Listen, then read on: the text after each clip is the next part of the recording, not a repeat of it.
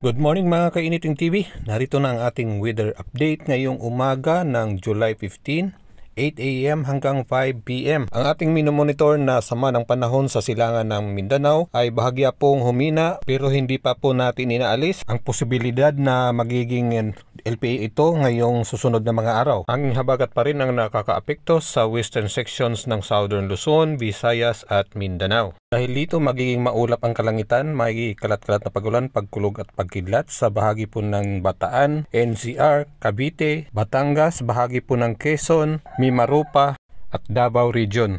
Bahagyang maulap hanggang maulap na kalangitan naman na may bihirang pag-ulan sa Bicol Region, Visayas at natitirang bahagi po ng Mindanao. Partly cloudy to cloudy skies with isolated rain showers to thunderstorms sa natitirang bahagi ng Luzon dulot po ng localized thunderstorms.